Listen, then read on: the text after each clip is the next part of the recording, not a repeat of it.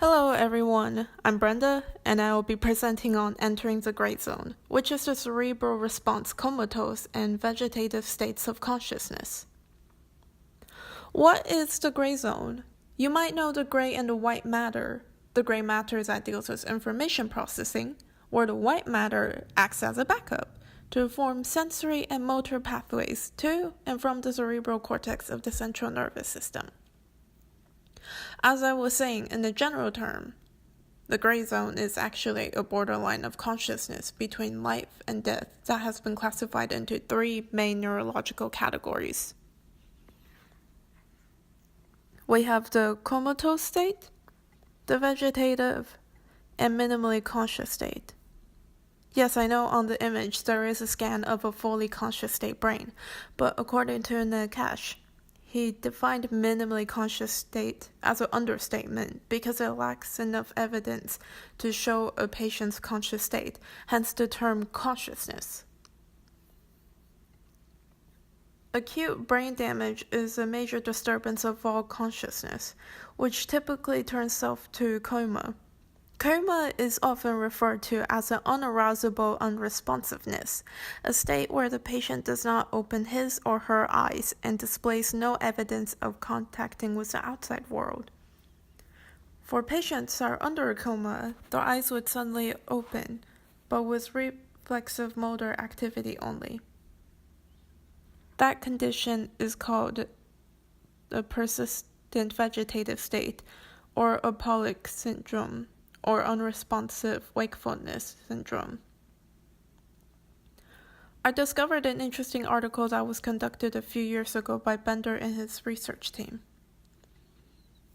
In this image, these are the FDG PET scans of a brain of a normal subject, a minimally conscious state, and a persistent vegetative state from left to right. These colors are marked by differences in the cortical glucose metabolism.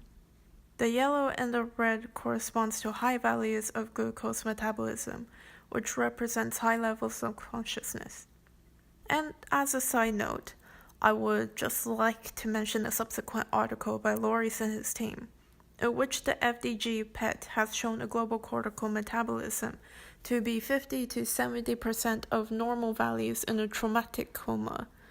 In most cases, the whole brain metabolism correlates poorly with the new level of consciousness according to the Glasgow Coma Scale.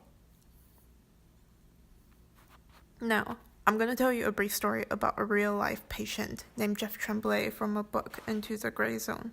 As you can see on the bottom right corner, you see it's a 2014 photo of Jeff and his family hanging out at a movie cinema.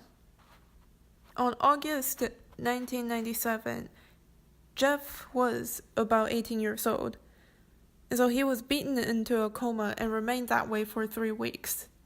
After 3 weeks of being under a coma, his brain was unresponsive, so the doctors pronounced him a vegetable. But it turned out that parts of his consciousness in his brain were still alive, hence again it's called the gray zone.